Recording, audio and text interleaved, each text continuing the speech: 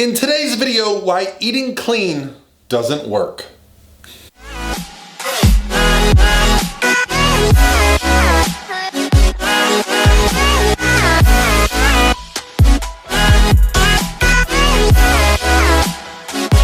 All by myself.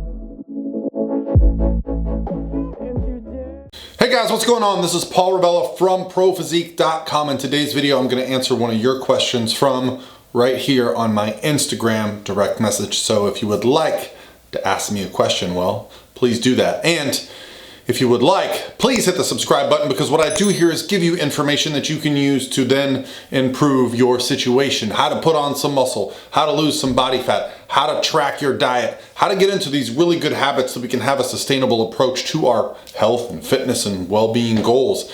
And today's question is just about that. So let's talk about why clean eating, it's not the right answer for everybody.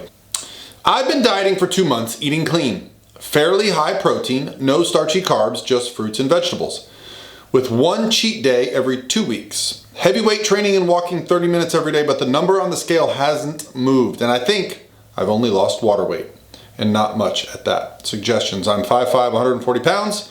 I've been weight training for 2 years and put on muscle, but also fat. Man, there's a lot of stuff going on in here, so I'm just gonna break it down line by line. Let's talk first about fairly high protein. I don't know what that means. At 140 pounds, does that mean 60 grams of protein? That's about what the RDA would be. Is it maybe 90 or 100 grams of protein? Because you said fairly high, or is it like 140 to 160 grams of protein? So right off the bat, we get into some problem areas, because eating clean gives us a false sense of security. Now, is it a great place to start? Of course. Eating clean, first of all, doesn't really have a definition, but the idea of eating clean, it's just a great place to start, because we know things that are bad for us. We know fried food, probably not the best. Anything that's super highly palatable, high in sugar, high in sodium, all that stuff, we know that these foods are easy to overconsume. Things like pizza. The real reason that those foods aren't considered clean is just because you can overconsume calories so easy, because the food is so delicious. So eating clean usually means eating bland. Now, you mentioned things like protein and starches and fruits and vegetables. It's a lot harder to overeat your calories using foods like that, but I've seen many times things be labeled as clean and healthy, and then they're cooked with oils, or they're made with a lot of nuts, and you can easily get way more fats than you think you're getting. Anything that's labeled healthy, you have to actually understand the nutrition label. And this is where I get into this idea of eating clean. It's really not a solution, because it's not defined. It's a way that we feel good about ourselves, like, man, I'm really eating clean these days.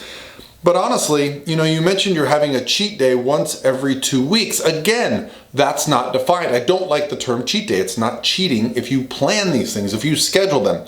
I'm not saying that you need to track everything that you're doing, but you can certainly consume so many calories in a single day that you set yourself back for multiple weeks at a time. Let's say your maintenance for calories is at 1,800, 2,000 calories a day. That's your maintenance to keep your 140 pounds the same with all the work you're doing and all the training you're doing. Maybe you're eating 1,800 calories, maybe you're eating 1,500 calories for a week and a half, and then you have your cheat day, and on that day you eat 6,000, 7,000 calories, bringing you back up to a surplus over that 2-week period, and this is why you spin your wheels. So there's one magic solution for all of this, and it doesn't mean that eating clean is bad. I agree with, for the most part, we should be getting most of our food from whole food sources. Choosing foods that are not super palatable, it's going to make the process sustainable. So what is the solution? The solution is be accountable. Understand what you're actually eating. Use software, use an application, use something. Okay guys, sorry for taking a break here. I realized I shot this entire video and I forgot to mention that I have a free resource on how to become a flexible dieter. How can you take this process unto yourself? I'm going to link it in the description below.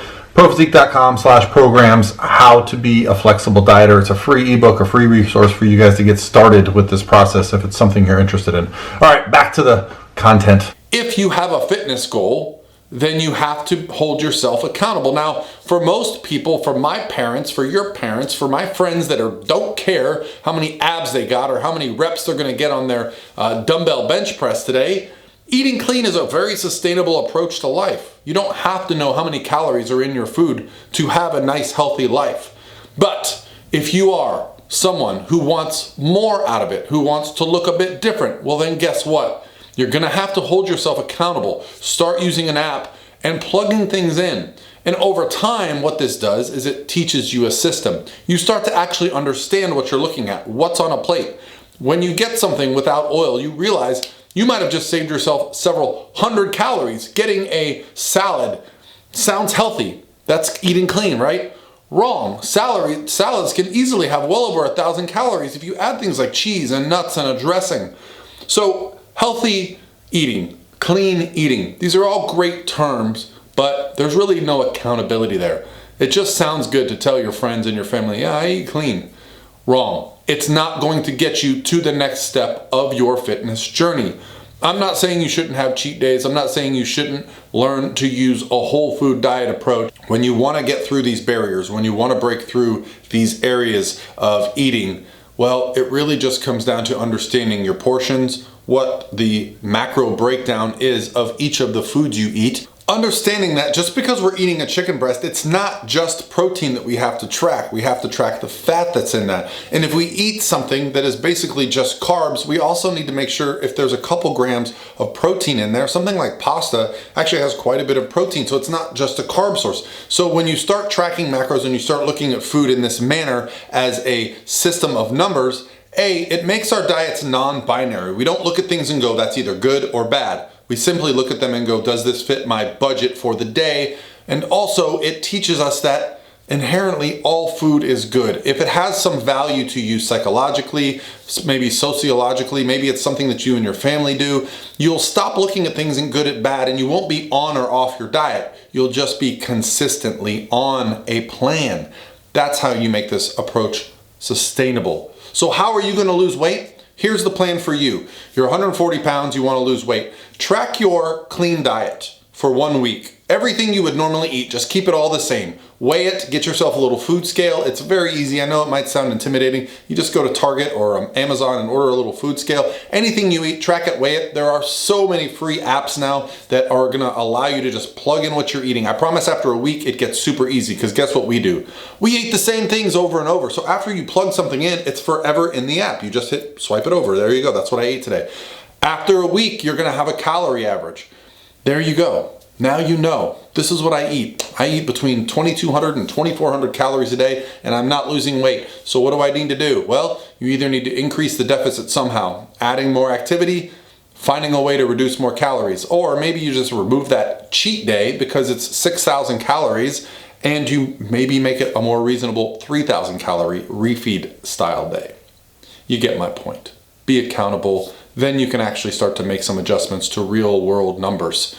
All right, guys, that's going to be it for me today. Back to work. Talk to you guys tomorrow.